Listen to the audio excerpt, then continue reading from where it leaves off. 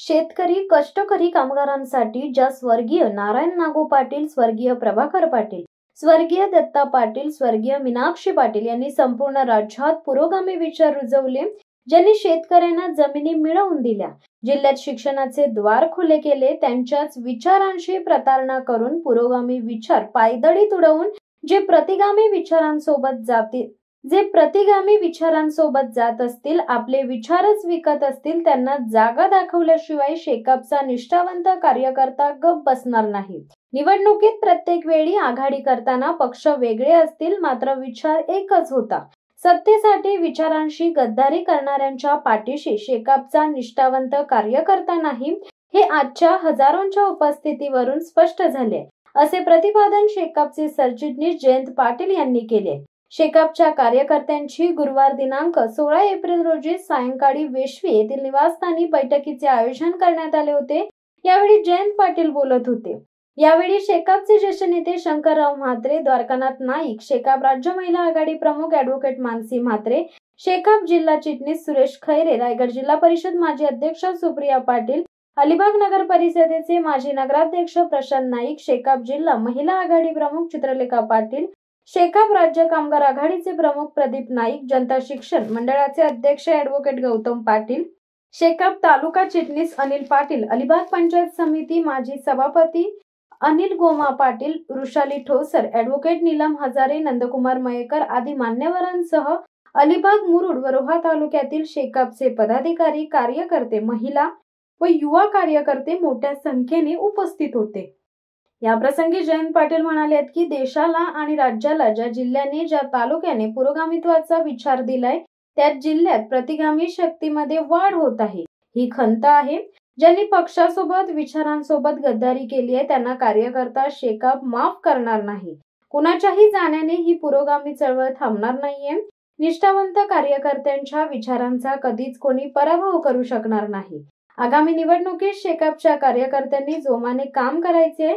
आजचा कार्यकर्त्यांचा जमाव हीच एक वेगळी ताकद आहे। कार्यकर्त्यांच्या या निष्ठेबद्दल आदर वाटतो। कार्यकर्त्यांची ही भूमिका आयुष्यभर विसरणार नाही। याच भूमिकेतून एक वेगळ्या पद्धतीने आपण सर्वजण काम करून पक्षाला अधिक बळकट करण्याचा प्रयत्न करूया। शेतकरी कामगार पक्षाने कायमच गोरगरिबांशी बांधिलकी जपली आहे। नारायण नागू पाटील, प्रभाकर पाटील तसेच ॲडव्होकेट दत्ता पाटील यांच्या विचारांचा वारसा जपण्याचे काम पाटील कुटुंबियांसह शेकापच्या कार्यकर्त्यांनी केले। जे आज सोडून गेलेत, त्यांना पक्षाने अनेक पदे दिली आहेत, वेगळे अधिकार दिलेत, परंतु नाना पाटील, प्रभाकर पाटील व ॲडव्होकेट दत्ता पाटील यांचा विचार संपवण्याचे काम गद्दारांनी केले। त्यांचे नाव घेण्याची देखील यांची लायकी नाहीये। आगामी काळात पक्षाशी एकनिष्ठ असणाऱ्या कार्यकर्त्यांना पक्षामध्ये एका वेगळ्या पद्धतीने स्थान दिले जाणार आहे। विधानसभा निवडणुकीत कोणी मते फोडली, कोणी गद्दारी केली, हे उघड झाले आहे। मांजर डोळे बंद करून दूध पीत असताना जसे कोणीही बघत नाही असे तिला वाटते, त्याच पद्धतीने त्यांना वाटत आहे। आपल्याला एका वेगळ्या जिद्दीने व चिडीने काम करायचे। आपल्या पक्षात गद्दार निर्माण झाला नाही पाहिजे, अशा पद्धतीने काम केले जाणार आहे। आगामी काळात शेकापचे जास्तीत जास्त आमदार निवडून आणून त्यांना जागा दाखवली जाणार आहे, असेही जयंत पाटील म्हणाले। स्वर्गीय नारायण नागू पाटील यांनी पुरोगामी विचार रुजवलेत। प्रतिगामी विचारांच्या विरोधात कणखरपणे काम करीत शेतकरी, कष्टकरी कामगारांच्या हितासाठी लढलेत। त्याच पुण्याईवर काम करीत आहेत।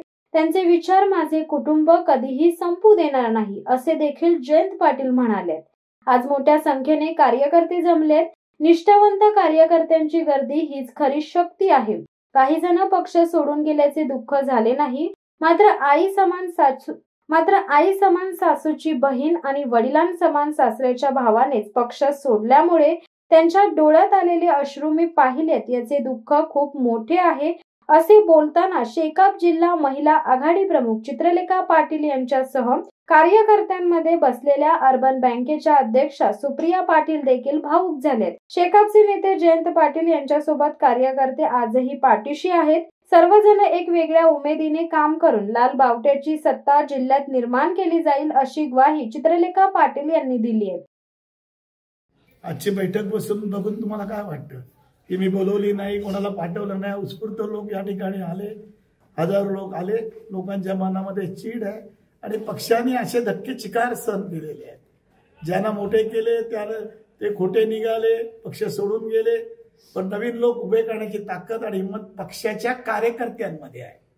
कार्यकर्ते आपले नेते घडवतात, निर्माण करतात आणि त्याचा पाठपुरावा सातत्याने होत असतो. मला वाटत नाहीये हा धक्काबिक्का नाही. या लोक विधानसभेला आमच्या विरोधात काम केलं, तुम्हाला सगळं माहिती आहे. तुम्ही बघत होता, सगळं ऐकत होतात, टिपत होतात, कोण कुठे आतून फिरतोय, रात्री कोण फिरतोय हे बघत होतात. त्याचं उत्तर आम्हाला मिळालेलं आहे. आमच्या दृष्टीने आजचा दिवस आम्हाला चांगला आहे की आम्हाला आमच्यामध्ये राहून आमचे विरोधक, उघड विरोधक चांगला, पण घरातला छिपा विरोधक बरोबर नसतो. तो आता उघड झाल्यामुळे आम्हाला त्यातलं काही प्रॉब्लेम वाटत नाही असं माझं म्हणणं आहे. पण आगामी काळात पक्षाची पुढची वाटचाल कशी आहे, कशी रणनीती राहणार आहे? नेहमीसारखी पक्षाचा काही प्रॉब्लेम नाहीये. पक्षाची वाटचाल जे तुम्ही चर्चा करता, या पक्षाची मतं कुठे कमी झाली का? गेले 89,000 पडली, आज 84,000 आता पडली मतं. त्याच्यामध्ये कोणाची मतं किती आहेत तू दिलीच बातमी होती, खरी फॅक्ट होती.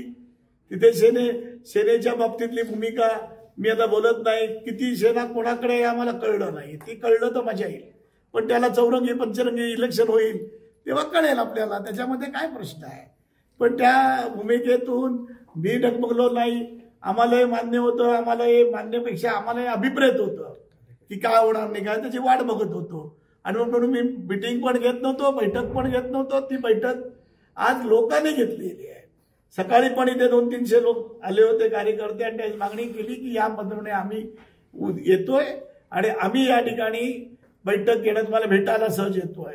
एवढ्या मोठ्या प्रमाणात संख्येने लोक कार्यकर्ते येतील एवढं मला वाटलं नव्हतं. मला वाटतं याच्यामध्ये लोक याच्यामध्ये जिद्दीने येतील. जे कार्यकर्ते आज माझ्याबरोबर आहेत ते निष्ठेने, ध्येयाने आणि विचाराने आहे. विचाराच्या बाहेर जाण्याचं ठीक आहे, उद्या ते राष्ट्रवादीत गेले, काँग्रेसमध्ये गेले, आम्ही मानू शकतो. पण विचाराच्या विरुद्ध टोकाला जे आमच्या आजोबांनी या ठिकाणी ठरवलं, हा विचार आजोबांनी आमच्या या ठिकाणी रुजवला, पिकवला, त्याच्या पुण्याईवर आम्ही आज या ठिकाणी काम करतो आहोत. आणि त्याच पुण्याईवर पुढे काम नेटाने करण्याची आमची या ठिकाणी हिंमत आहे आणि आम्ही त्या पद्धतीनं जोराने आम्ही काम करू. शेतकरी कामगार पक्ष हा विचाराने आणि कार्यकर्ता केडर बेस पक्ष आहे, हे तुम्हाला माहितीच आहे.